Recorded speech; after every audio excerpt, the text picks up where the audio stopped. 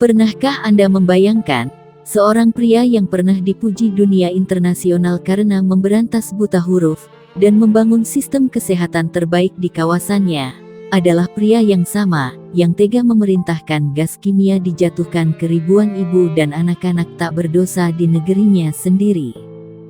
Tanggal 9 April tahun 2003, patung perunggu setinggi 12 meter itu runtuh di tengah debu Baghdad.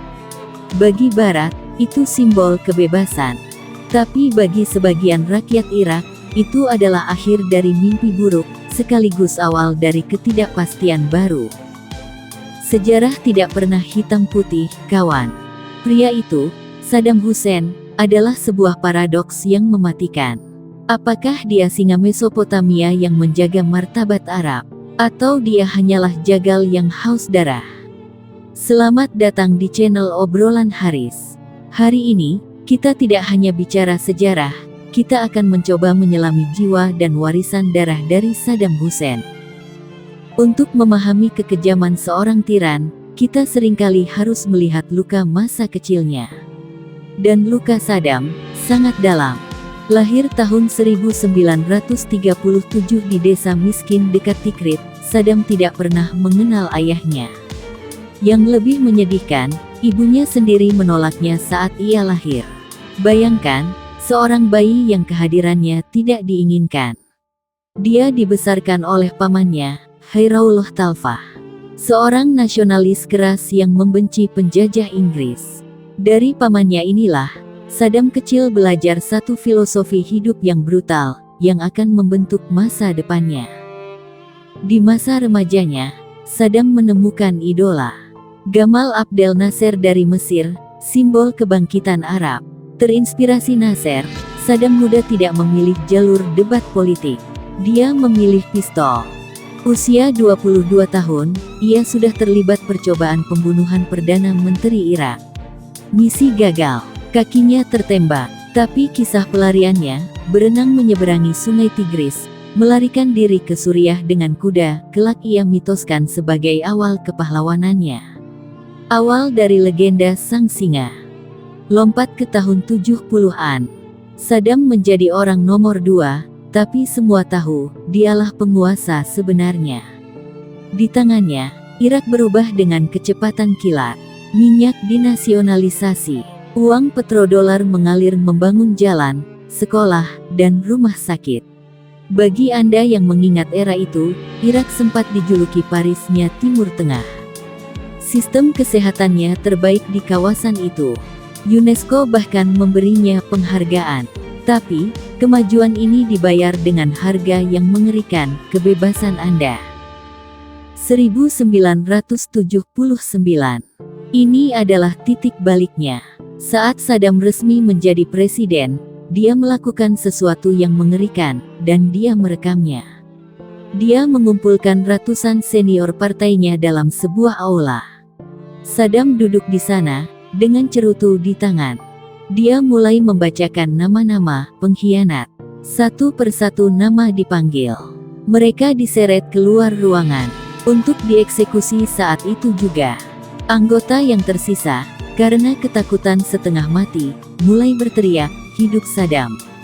Kami berkorban untukmu, Saddam!"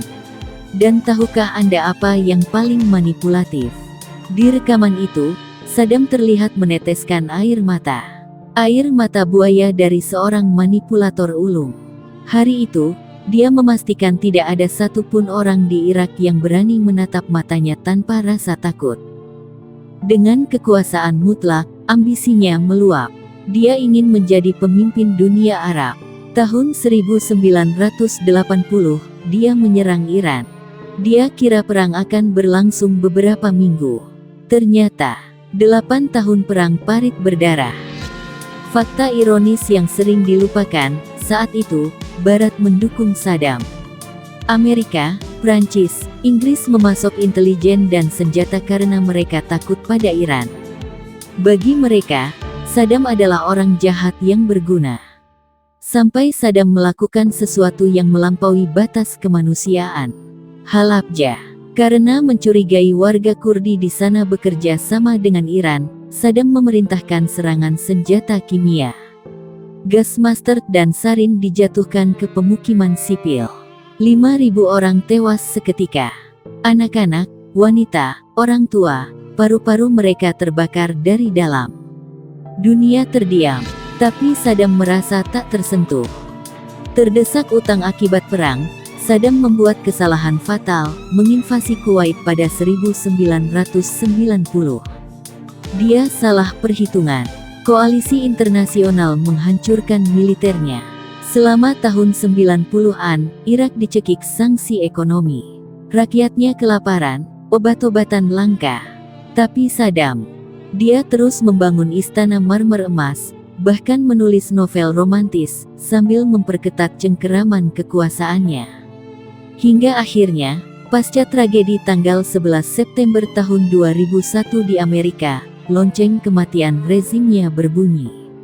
Meski tanpa bukti kuat keterkaitan Saddam dengan terorisme atau senjata pemusnah massal, Presiden Bush memutuskan Saddam harus pergi. Desember tahun 2003. Di manakah singa Mesopotamia itu ditemukan? Bukan di Istana Emas, bukan memimpin pasukan di garis depan. Dia ditemukan bersembunyi di dalam lubang tanah sempit dekat kampung halamannya. Rambutnya kusut, wajahnya bingung. Pria yang dulu memiliki pistol emas itu menyerah tanpa perlawanan sedikitpun. Di pengadilan, dia kembali menantang, menolak mengakui hakim. Tapi vonis tetap jatuh, hukuman mati. Tanggal 30 Desember tahun 2006. Tepat di Hari Raya Idul Adha. Di ruangan beton yang dingin, tali gantungan dikalungkan. Dia menolak, matanya ditutup. Kalimat syahadat terakhirnya terputus oleh bunyi lantai panggung yang terbuka. Saddam Hussein telah tiada. Namun, apakah Irak menjadi lebih baik? Perang saudara. Munculnya ISIS, korupsi yang merajalela. Banyak warga Irak tua hari ini, yang meski membenci kekejamannya, diam-diam merindukan stabilitas di era sang jenderal. Rindu masa ketika listrik menyala 24 jam dan jalanan aman, asal Anda tidak bicara politik.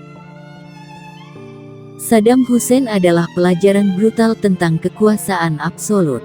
Dia membangun negerinya dengan satu tangan, dan menghancurkannya dengan tangan yang lain. Ini pertanyaan sulit untuk kita semua, apakah stabilitas negara layak dibayar dengan hilangnya kebebasan dan tumpahnya darah? Bagaimana menurut Anda? Tulis pendapat jujur Anda di kolom komentar di bawah. Terima kasih telah menonton channel Obrolan Haris. Jangan lupa like dan subscribe untuk pembahasan sejarah dramatis lainnya yang tak terungkap. Sampai jumpa.